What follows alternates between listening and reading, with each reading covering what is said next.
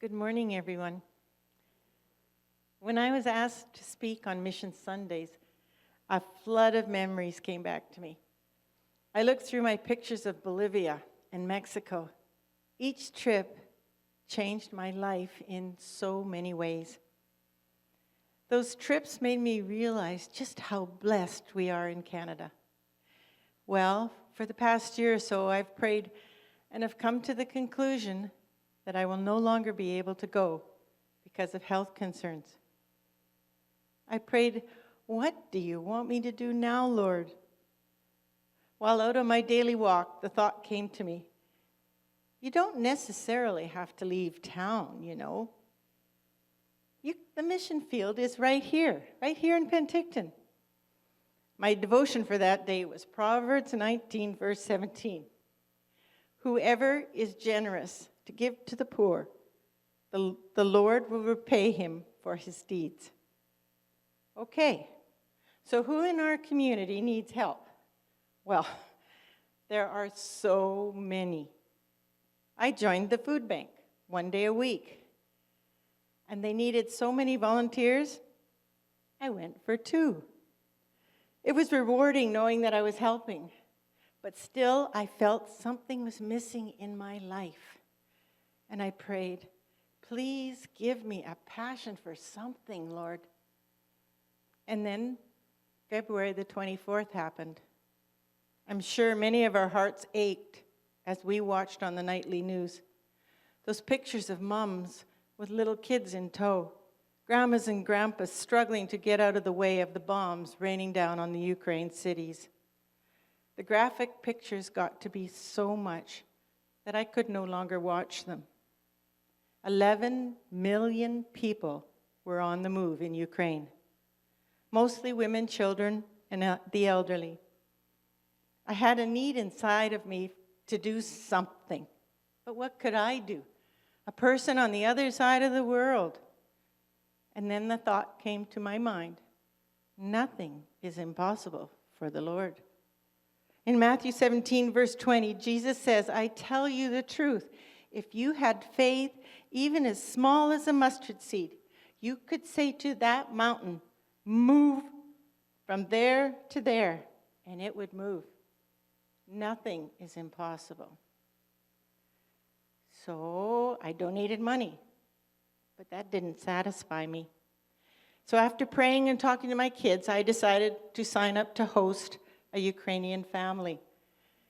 I could probably host a mom, 1 or 2 kids. It wouldn't be easy, but I knew I was not going to be alone in this challenge. It took quite a while for me to make it through all the government red tape.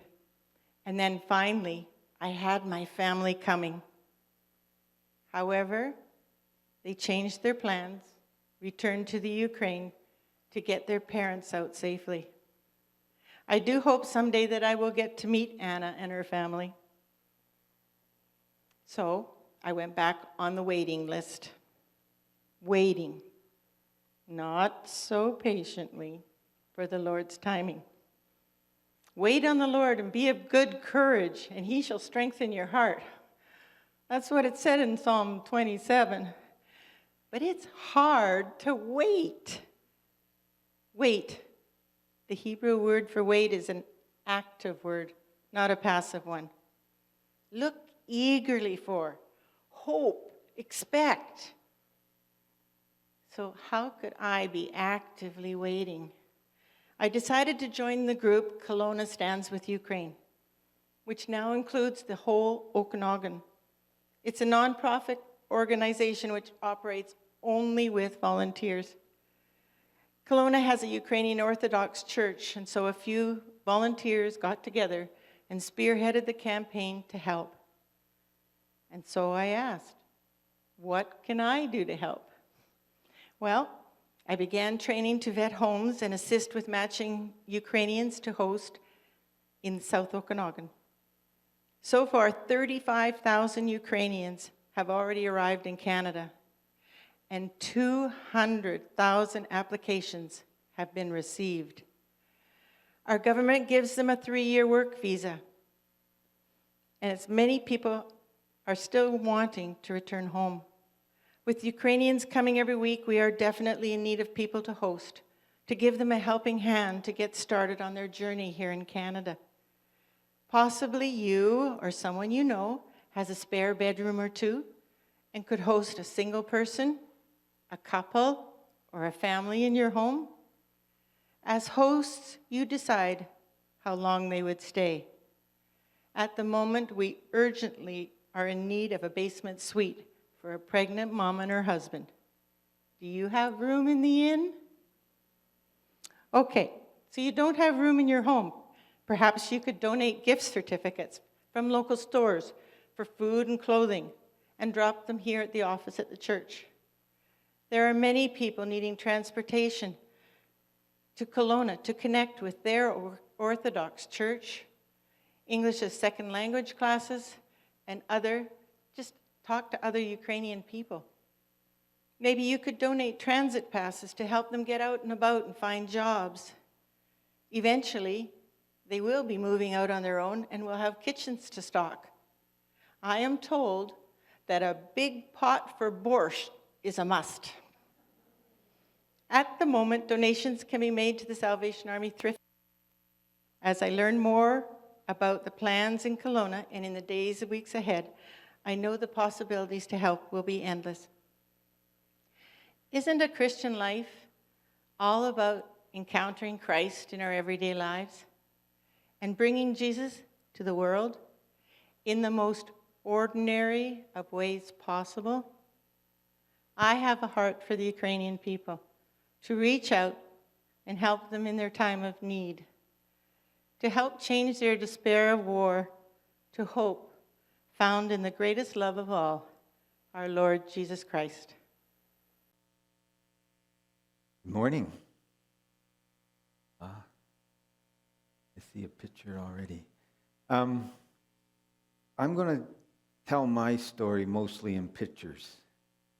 I spent all week going through about 600 pictures. I didn't want you to see them all because they've given me a time constraint. Terrible thing for a preacher. But so I want you to think about two colors this morning, purple and turquoise. When you see purple, I want you to think about Noe, Lorena, Alberta, Emmanuel, Eduardo, and Noella. This is the family that we built a house for. And just a little bit about them. Back in about 2019, they were approved, which is a process that families go through to get a home. They were approved for a home, and then COVID hit. So they have been waiting for over 3 years for this moment that took place in August. And they waited patiently, and they were so excited to see us arrive. They've lived in the community of Kamloops, which we built homes for another 2 families in 2016, and they were so excited to see us arrive. And so you'll see all kinds of pictures of kids doing work and holding paintbrushes, and you'll see kids covered in paint, which is all part of the story. But you will see and meet in there this beautiful family. And it's an amazing story. You will come across one photo, I'm pretty sure it's in there, and it will be the family standing in the completed home. And over top of them, painted on the wall by one of the students that was with us, are the words, Dios me bendico con esta casa. And they asked that be painted on their wall. And it means, God blessed me with this house. You'll also see a turquoise house. Now, we did not build this house this year. It was built for this family earlier, a few years ago. But Seri, about 10 years ago, was in a very, very serious car accident and was paralyzed from the waist down. Been in a wheelchair, trying to survive and make their way with all that goes with that. And what we did with this particular property is, I'm just going to read this quote that Rose, one of the leaders in Mexico, wrote on the Facebook group. Well, most of the team had been working on the Purple House with Noe and Lorena. Part of the group has been taking down an old carport to make a new physiotherapy room for a woman who is near and dear to many Live Different alumni.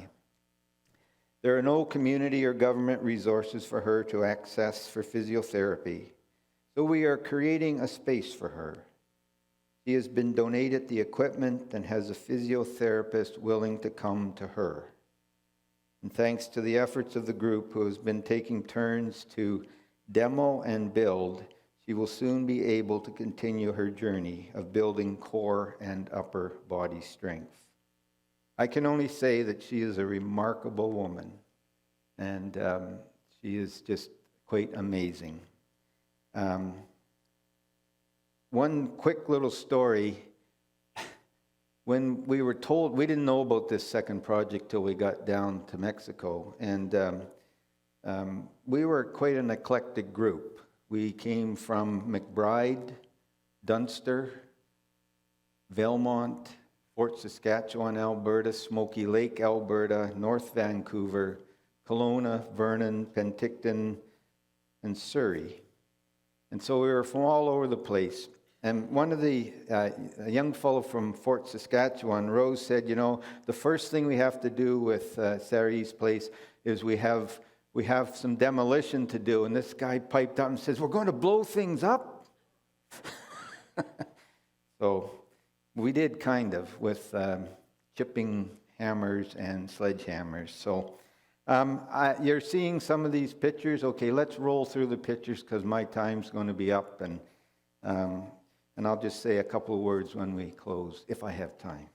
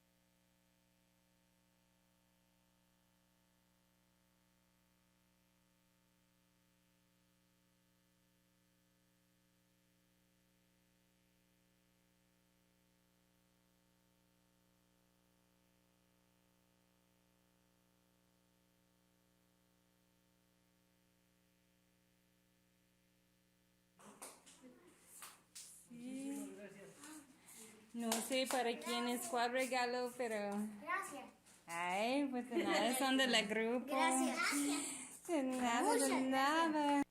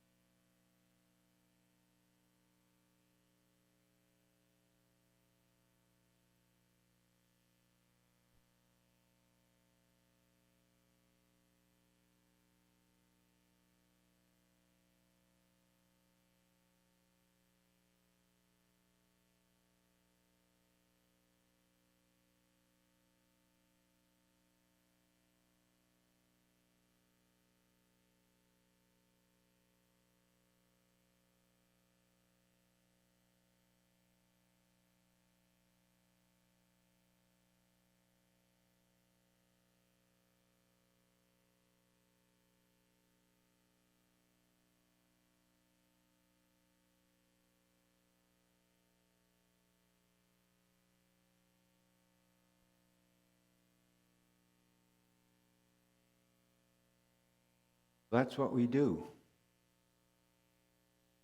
But most important of all, thank you. Yeah.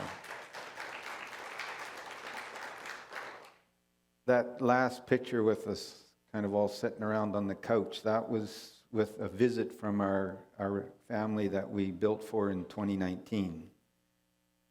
We had gone over earlier, some of us, to have lunch with them. And then they actually, I didn't realize, they showed up at the house one night. So it was kind of a double blessing. You notice the fields, it's not strawberry season. They're just getting the fields ready and they're being planted. Strawberry season was always in March. But it's also onion season. That field, that was all white onions.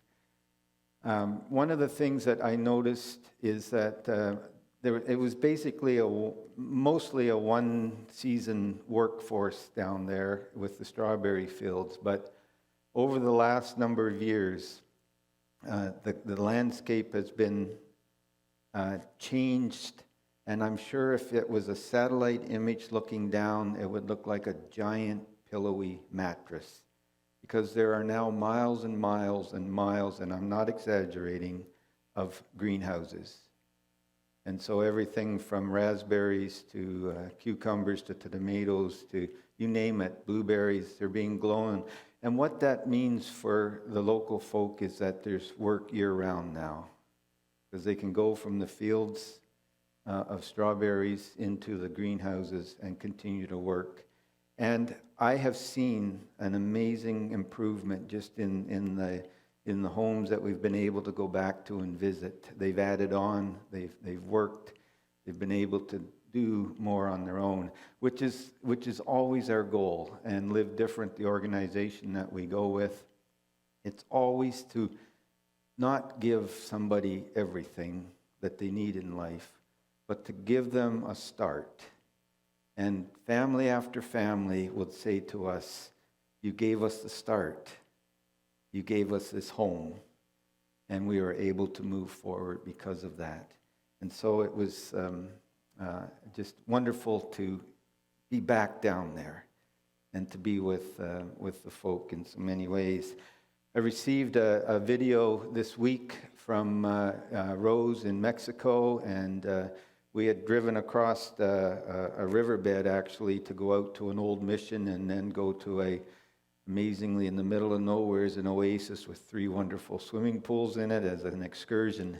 That riverbed was rolling with a wave of water because the tropical storm K struck the Baja this week, and everything became rivers just rolling. So the house we built, you notice the ducks. That's the first time I was not on a build where there were not chickens running around. They were ducks. And there were a few little baby ones too, which we had to keep bringing the kids back to the work site with. But where those ducks were is actually a little ravine that runs between their old home and the new home. And I'm sure this week there was water rolling down through there. That's why they built it that way, because they're halfway up the hill. And their view, by the way, was that wonderful view all down through the valley. And so it was just absolutely delightful. I could talk about all kinds of stories, and I won't tell you about the chaos of trying to get back home once we got through the border at Tijuana, but that's okay. We've heard enough stories about flying these days. But I just want to drop just a little hint about March break, Spring Break 2023, and Love, Hope, Change Mexico 2023. If you're in grade 9 or up, we would love to have you join us for our first spring break trip since 2019. As Tommy Hunter used to say, good Lord willing. So talk to us, myself or Clark, and we'll certainly get you information on that as we begin to plan for next March. My time's up, and I know that there's another wonderful story coming, and so Barb, please come. Thank you. Last time I was up here and it squeaked, it scared me. And people said they couldn't hear me after that. So hopefully you will be able to hear me today. First of all and foremost, I want to say thank you. Thank you to this church for the garage sale that you did, for the monies that were raised in that. We shared it with the church. Thank you to everyone here that supported the trip. I was able to give almost $3,000 to Way of Hope Foundation because of the love and the generosity of everybody. Cornell was absolutely overwhelmed, and he is a man of total faith. He's in his mid-50s, and he works all year round, and then he takes 8 weeks of unpaid holidays to do these camps for children all across the Ukraine and Hungary. And of course, this year he couldn't go into the Ukraine, into the orphanages, because of the war that was going on. So he only did 6 camps. But that man and his wife load up the van, and they take a trampoline with them. Now, I don't know any of you that have ever set up a trampoline, but he sets it up at the beginning of the week and takes it down at the end of the week.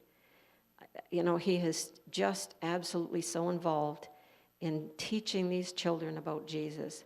And it is just such a wonderful ministry, and it just warmed my heart to see him and his wife and his 2 children be a part of it. So I just wanted to say thank you, just a huge thank you, because I know you were with me in prayers too. So much happened. I could talk for hours. But we started, Mercedes and I, that's my granddaughter that went with me, to have a little bit of a trip before we went to the school. And we had to do it that way. I originally wanted to go and do the school first because I took a lot of stuff for the school. I took lessons and I took a lot of things for the kids, pencils and everything. They weigh a lot. So we lugged one heavy suitcase that was strictly for the school through all of our travels. And when I look back, I don't know how I did it. Just with her strength, she was really good about lifting things and stuff, getting on and off trains. But anyway, she's in college now, and she had to be back. So we had to do our touring before the school because our school was at the beginning of August. Anyway, the long and the short of it was we started out in Paris. And I said to Mercedes before we took this trip, if we're spending that kind of money and going that far, what is it that you want to see? I said, I want to see the Eiffel Tower and the Vatican. And she said, and Grandma, I'd like to see the Colosseum. So that's where we went. And that's the beginning picture there, and that's me at the bottom of the Eiffel Tower, an absolute dream come true. I never, ever thought that I'd get to Europe. And the Lord was in this trip from beginning to end. And then the next picture that you'll see is Mercedes at the Colosseum.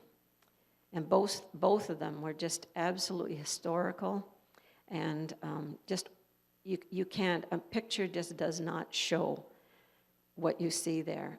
When you think about all of the Christians that were martyred, and they're trying to preserve the ruins that are there to continue to tell the story.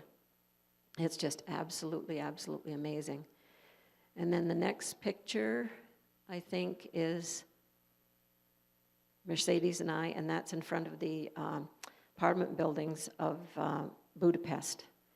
And I will tell you, if you ever get a chance to go to Budapest, it's an absolutely beautiful, beautiful city. And that's where my friend Eva lived. And maybe if you show the next picture, I think the next one is the picture of, oh, yeah, there it is. That's the apartment buildings at night. Eva and Phil surprised us with tickets to a night cruise on the Danube, and we were able to see the lights of Budapest. And it was absolutely gorgeous, and just something to behold. I've got, you said you had 600 pictures. I have about 1,200 pictures. Just unbelievable, the lights and all the buildings that were up.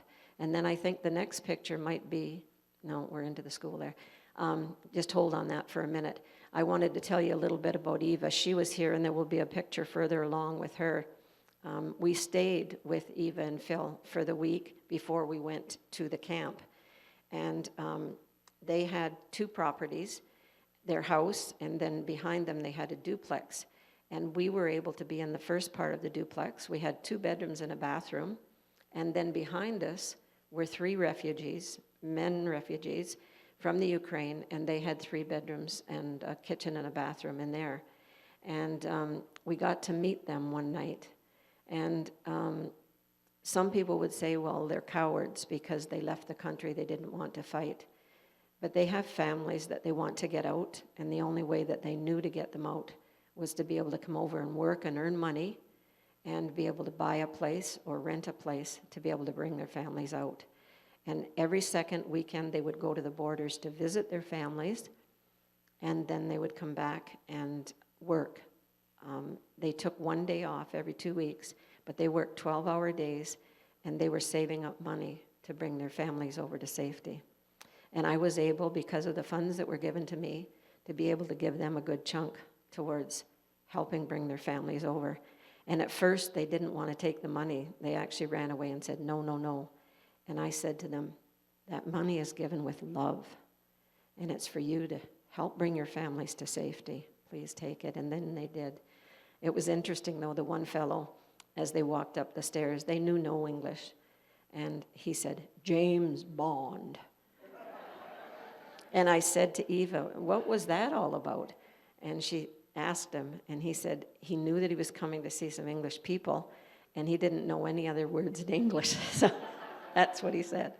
They were delightful. They were really delightful men, and I was glad that we could help them out too, that you could help them out. So anyway, after we had our time with Eva and Phil, we went by van to a little town called Kansgoed. I'm not even going to try and spell it. It might be on here somewhere. But it's just a little town about 2.5 hours from Budapest. And what Cornell would do is would link with a church, and this was with the Baptist church in Kansgoed, and he would arrange for us to have a place to stay. And boy, were we fortunate. The mayor of this little town had an extra house, had 3 beautiful bedrooms with bathrooms attached, so we had our own suites. I mean, they weren't lush or anything, and you could tell they were used by others because they had cots that were rolled up against the wall, and at sometimes I think they had 20 or 30 people in that place. And then there was a kitchen area where we could all meet and we could talk. And the group that were there were myself and Mercedes were in the one room, and then Cornell and his wife and their 2 children, Christoph and Esther, were in another room, and then a Korean pastor who has a church in Budapest with his 2 children, 10 and 12 years old, Liam and Gloria. They had the other room. And the Korean pastor is absolutely amazing. He's 40 years old, and he's going through to be a doctor as well. He's in his 4th year. He wants to be a medical missionary. And with that, then his children have to be in what they call the international school, and they have to learn 4 languages by the time they're 18 years old, proficiently, in order to pass out of that school. They have to know their own language, which was Korean, English, Russian, and Hungarian. And those kids are smart as a whip. Mercedes and I, we taught the younger kids. We had 17 children, and they always said that that was the smaller class. Well, it didn't turn out that way this year. And John, who was the Korean pastor, he and his 2 children had 15 kids. So altogether, we had 32 children. And they would come from surrounding areas to be a part of this camp. And it wasn't promoted as a Christian camp because obviously, you know, people might shy away from it. So it was promoted as an English camp. And people wanted their children to learn English, so they brought them. And then all of our lessons were based on the gospel. My 5 lessons, I started the first day with creation, and the second day I did Noah's Ark. And then I always did a craft afterwards with them that would kind of cement whatever the story was that I was telling. you can imagine in 5 days, you can't teach much to little kids that have no English at all. But I broke up the alphabet and I did 5 letters each day and then 6 on the last day. And I made little booklets. And interestingly enough, my friend Cheryl here, she helped me pull stuff together. I went way overboard, Cheryl. I'm so glad I didn't take all of that other stuff we were talking about, because the suitcase would have been that much heavier. But also, they just can't grasp that much in that time period. Just to get the letters, you know, that was really all they could do in a few simple words, and good morning, that was the extent of it. But they learned the alphabet song, and it just warmed my heart when we would go out and we'd be on our way to go to lunch, and you'd hear them all singing this alphabet song. And it was just so exciting, and they were so delighted. But I was able to make up little booklets for them and do the letters that day, and then they did the craft, so it was really, really great. But going back to that previous picture where I was standing at the foosball table, that's how we started our day. The kids would come into the grounds, and they had set up, was at the church, very small church, about half the size of this sanctuary. And then they had a patio area just outside the door, and they set up foosball. They had a little pool table and a couple of other games that the kids could just kind of congregate around. And they loved it when anybody that was older played foosball with them. And Lord, I was bad at it. They could I think that's why, because they could beat me all the time. So they just loved it when I would play with them. And I have videos where there's excitement and screaming and everything. I just couldn't bring all the pictures that I wanted to bring. I just didn't have enough time. But then going on to the next picture, I think that's the classroom. And I don't know if you can see it clearly, but it's just one long table. The 17 kids sat around the long table. And this was in a building 2 doors down from the church. And it was in the basement. And again, it was this mayor must have had some money, because he owned this property too. And it was a building where it was like a community get-together center. And in the basement, they had dartboards on the walls, and they would get together and do different kinds of activities in the evenings, but they allowed us to use it in the daytime. So I had a whiteboard, and I had Mercedes write the whole alphabet up on the whiteboard, and it was interesting because the first day that she did it, she left out the letter K. And here I am singing along, A, B, C, D, and I get up to K, and I went, ooh, where did the K go? And she was so embarrassed, but anyway, she corrected it after that. The kids got a good kick out of it, that we could make a mistake like that, and she was quite good about it too. So anyway, we had this whiteboard, and then the kids had their lessons, and we would go through the individual pages. And at the very top, there's myself, and then beside me, there's a lady standing, and that's Cornell's wife, Ruth, and she was my interpreter. So it made it really easy, you could talk, and the kids would pick up different words. Interestingly enough, there was a little fellow that sat next to me every day, and the only words he knew were go, go. And he was really good at doing his lessons, and he'd get finished a page, and then he'd say, go, go, go, go, go, go. In other words, flip to the next page and carry on. But then there were kids that were still working on it, so you wanted to kind of do it with all of them. And then the next one will show you that we did a craft after I taught them a lesson of the letters and everything. We would do a craft, and Cheryl's nodding her head. That came from the church. Those are like door hangers, and I gave them the opportunity to. I bought a whole bunch of stickers, and I got some from the church here and stuff, and they were able to put their names on it or put different sticker things. They just were so excited to be able to do this. In fact, to the point that I had some leftover stuff, so I would take it back to the house at night. And so the 4 kids that were at the house, both the pastor's children and Cornell's 2 children, they always wanted to know what I was doing in the daytime, because, they were in the older class, and they were actually learning English, and they didn't get any crafts and fun times. So they looked forward to coming back to the house at night and being able to do the craft that I did in the daytime. So I was glad that I took some extra stuff along, so it really worked out well.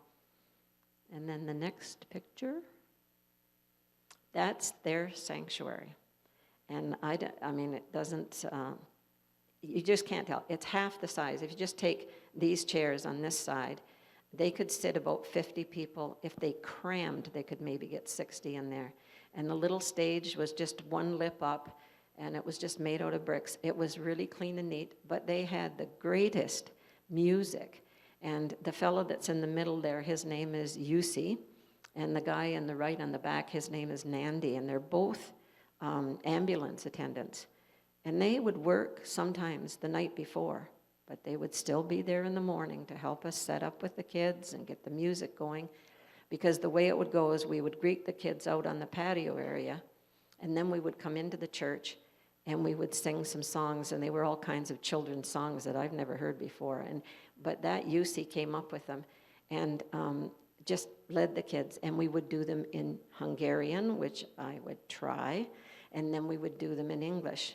And so the kids grasped a few words, and of course there were older kids that could actually read some of the words that were up there. So we were called the English Club of 2022. And so that after we left the sanctuary then, we would go back outside and we would have exercise time. And you can see that's Cornell in the blue shirt at the front. You know, he just never gave up. He was a part of those kids. He got them going. And then there was another lady that was actually, you know, directing the exercises at the front. This picture is of a little boy, and he is totally blind. He's 10 years old. George was his name. And Cornell would work his arms, and he wanted to be a part of everything. He wanted to do all of the exercises. So Cornell made sure that if he wasn't available, that he got one of the other students that was helping us to help George, because he wanted to be part. His grandfather brought him every day, and he absolutely loved it. And the other thing that I appreciated about these kids, a lot of them love to hug. Well, if you know me, I love to hug too. So anyway, on to the next one is, that was our lunch. We would have the lessons in the morning, and then we would walk down the street a couple of blocks, and that was the elementary school. And the women of the elementary school would make us lunch, and you can see, very, very good. There was always a soup, and then they would have some kind of a meat with a potato, and then some kind of a salad. That particular day we had French fries, and there was like a chipped beef on the top of it and the coleslaw. We did not want for food, ever, because when you finished here, then you went back to the church for the afternoon. The kids would go out into the yard. They would feed us again. There would be the women from the church would bring all kinds of goodies, and there would be little apple pies or whatever, and you know, if you didn't eat, you offended them.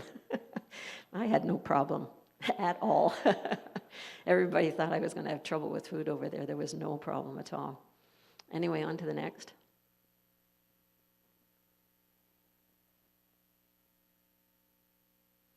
This is a day, I want to interject here. All of you may have heard that I had a fall while I was there. I fell in Italy, going up a couple of steps like this, but the risers were different. The first one was about 6 inches, and the second one was about 8 or 9 inches. And you know, you just take that first step, and your foot just automatically goes to the next one. And I tripped and went down on my hands and my knees, knocked the wind out of me. I didn't feel I hurt myself at all. It really shook me, and I'm still really tentative about walking and with stairs and things like that. My equilibrium's off a little bit. Anyway, my right side hurt for a few days. At night, I would roll over. That's the side I sleep on, and it would wake me up because it hurt so much. But in the daytime, I was able to walk. We had 5 more days in Italy, and I was fine. My energy level was depleting, but I was fine. When we got to Hungary, the second night, about 2 o'clock in the morning, I woke up and I couldn't breathe. I mean, it scared the daylight out of me. I just could go, that's all the breath I could get in because the pain was so excruciating. And in my mind, I thought maybe I had cracked a rib when I fell, and now it had broken through and it was kind of pressing on the lung. I didn't know what it was. I was scared. Because of the time difference, I was able to text my friend Lois. And, you know, of course, she wanted me to wake Eva and Phil up right away, but it was 2 o'clock in the morning for me, and I didn't want to disturb them, and I felt fine sitting up. So she just kept me company all night long. I knew the Lord was with me too. And then in the morning I went over.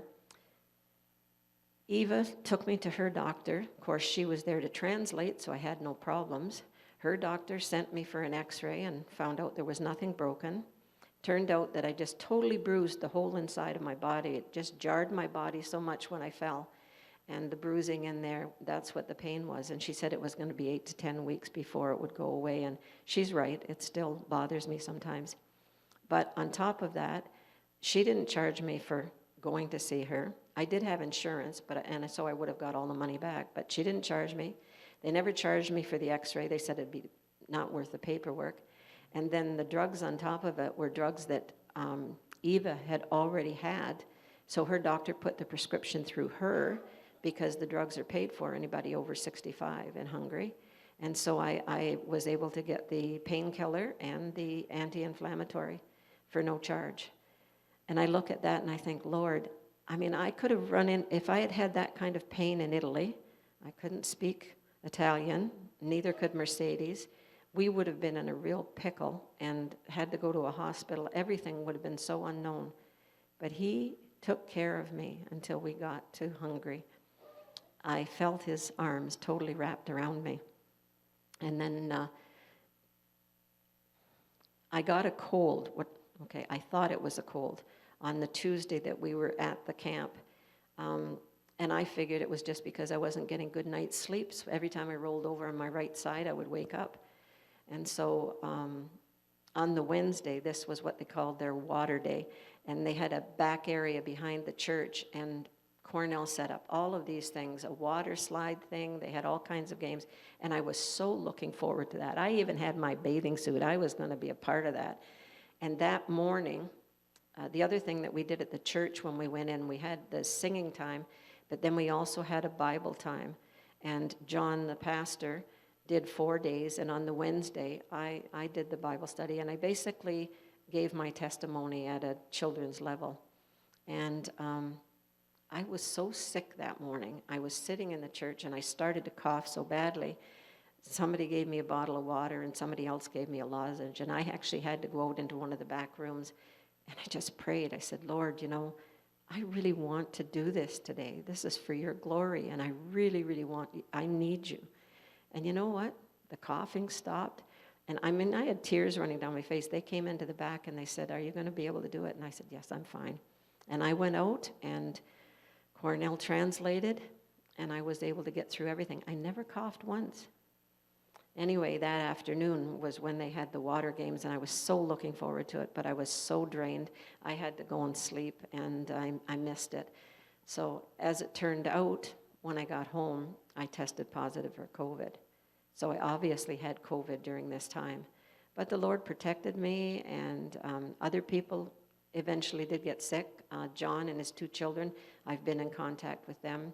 He said the week they got back was really rough because he had to write his exams for his 4th year, and they had COVID, the 3 of them. But he said he passed the exams, and he was on to his 5th year, so... Anyway, and also Cornell's wife, Ruth, came down with it. But it was a cold. That's what it was like to me, and I never got any sicker than that. I was just dragged from not getting the sleep. But anyway, this was a fun day for the kids, and they really looked forward to it, and I've got pictures to prove it anyway. People took pictures of the whole thing. But again, talking about Cornell, he brings all of this stuff along, sets it all up for a week. He did 6 camps this year, but other years he would have done 8 camps. That's a lot of work. Anyway, on to the next. Yeah, this is our group. This was the teaching group. That's John in the left-hand corner there, and that's his son Liam and his daughter Gloria, myself and Mercedes, and then Cornell and his daughter Esther and his wife Ruth. Maybe I'm putting an extra person in there. I don't have my glasses on. Anyway, it was Esther and Christoph and Ruth. So that was our group that teaching. And then one afternoon, John took us out to this, I don't know, it was kind of a dessert place. They had ice cream up Yinging, but you had to take your choice. You were going to have ice cream or cake. I would have liked to have a little of both, but it didn't work that way. Anyway, we had the most gorgeous cakes, and that was really, really good. And so this was the group that taught for that whole week, and we really got to know each other, and we're keeping in touch now. And then on to the next one is the total group. That's the English Club of 2022. And I don't know how he did it, but John took that picture, and then he was even able to put down at the bottom English 2022. And there should be a couple of more pictures that, yeah, that's Eva. I don't know if any of you remember her. She came here about 6 years ago. Her husband had passed away, and her youngest son was doing helicopter training here in Penticton. And he just realized that his mother needed a break. So he bought her a ticket and just said, "You're coming to Penticton." And she walked to our church that Sunday, and I gave her a ride home. She was staying at the lakeside, and I said to her, "You know, you're right by me. I might take you home." And we just clicked. So that whole week, I mean, she went with me to Canadian Food for Children and just all kinds of things, and met lots of the people here at the church. And she always said, you know, "I want you to come over and teach English at our camp." And I said to her, "That's never going to happen." But in a little aside story, the reason I was able to even think about going was because I had helped one of my friends who lived in our building, and she was an elderly lady, and when she passed away, she left me some money, and she knew what I was going to use that money for, and it was going to be for mission trips with my 5 grandchildren. And I've so far done 3, and I have one more that's set for May of 2023. I'm going with Alyssa to Thailand. We were supposed to go back in 2019, and because of COVID, it got canceled. And then there's Liam. He's 15 years old.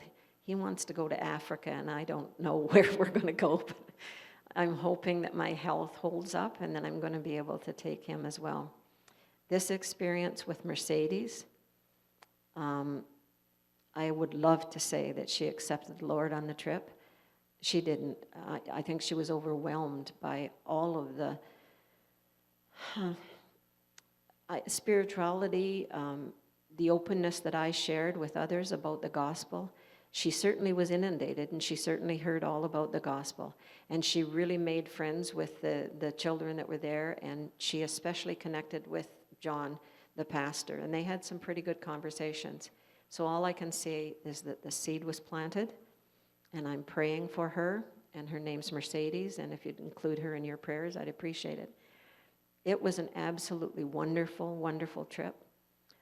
I look back on it now, and I think, this is Budapest, and we went up a hill, and this is after I had the fall. I can't imagine I even made it to the top of this hill. There were steps and paths, but we wanted to see the lights of the city. And on the left-hand side is Buda, and that's the Danube River, and on the right-hand side is Pest. And you can see the difference when you're walking in there. The Buda side is definitely a little richer, has a little more ornate buildings and things, but the Pest side, the people are wonderful. And that's the side that Phil and Eva lived on. I think that's the last picture, isn't it? Yeah. I can't remember. I'm putting this all together. I know there were 17. But anyway, the trip was absolutely wonderful. And listening to Les and listening to Diane. Diane was with me when we went with Live Different down to build a house. And I have been absolutely blessed to be able to take these mission trips. But Diane is totally true. There's so much mission work to do within our own area. And, you know, I work with Canadian Food for Children here, and we do ship to third world countries, but we contribute here to the local community. Like right now, all of the coats and heavier stuff that we're getting, we actually donate to the Salvation Army for them to give out to people. So there's mission work all over the place. If you feel like it, if you feel you can do something, step up to the plate. And even here in the church, whatever it is that you can do, just do it. But in looking back on this trip, I can only say the Lord was totally with me the whole time. When I think about the train stations that we went into with this luggage that we had to carry, getting on and off trains, in Italy, we had 2 places where we had 12 minutes between trains and 16 minutes between trains to get our luggage on and off and get back on again. I don't know how I did it, except for him. Thank you again so much. I appreciate this family, and I'm so glad to be home.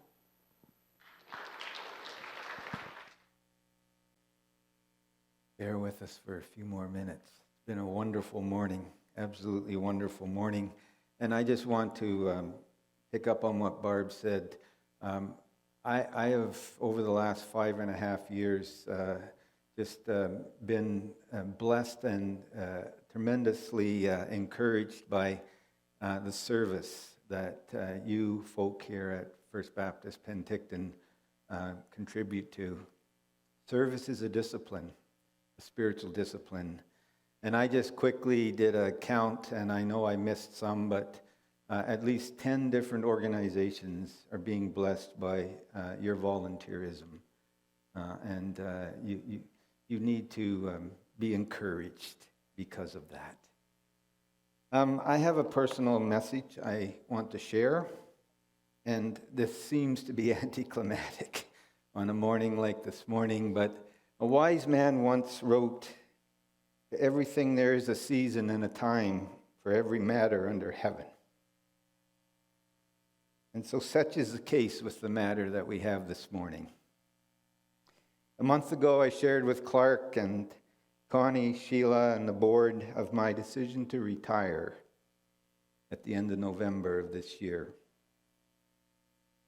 And this morning, I'm sharing that with you all. One might think that a decision like this comes easy. Well, first of all, I've never made a decision like this before. And I will be, I guess, quite young at 66 in November. But while I will have 37 years of ministry under my belt, 5.5 years here at First. But this decision has been hard. In fact, I'm still processing it. It was not made easily. It was not made lightly. I spent a lot of time in prayer. I spent time listening to my life, myself. And with Kathy's decision to retire in this past April, I made the decision that the time is right now. I shared with the board a number of, many years ago, but I was looking for a particular quote for a sermon, and I pulled off Henry Nouwen's book, The Living Reminder. I've had this book for quite a while, actually, because on the inside, on the cover is written, this was given to me at Christmas 1986. It was a few years ago. It says, "Dear Les, you have a great future ahead of you in ministry. Don't give up. Don't give in. You always have a living reminder." And I've pondered upon those words over the years. And, it was not my plan to enter into ministry when 2 months after Kathy and I were married, we packed up the car, left New Brunswick, and landed in Regina, Saskatchewan. It was not my intention to go into ministry. It was 42 years ago. God had much bigger plans for us. And I know in what Richard Rohr describes as this second half of life, we're excited to see what God has in store for us in this next phase. God has certainly been gracious to us, allowing us to do ministry together for 37 years. And I'm certain there will be lots of opportunity over the next while to publicly and privately share stories and some of the reasons why it's been such a gracious privilege.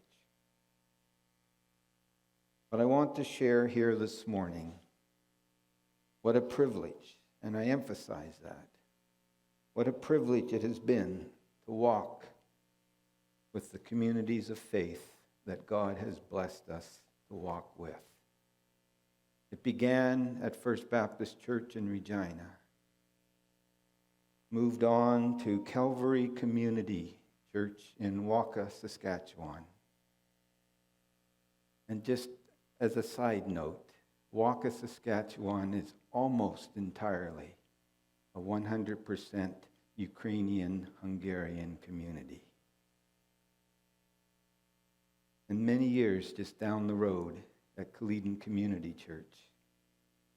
And these last, what seemed like they've gone by too fast, 5.5 years with COVID in the middle of it here at First Baptist. It's a privilege to be able to journey with people.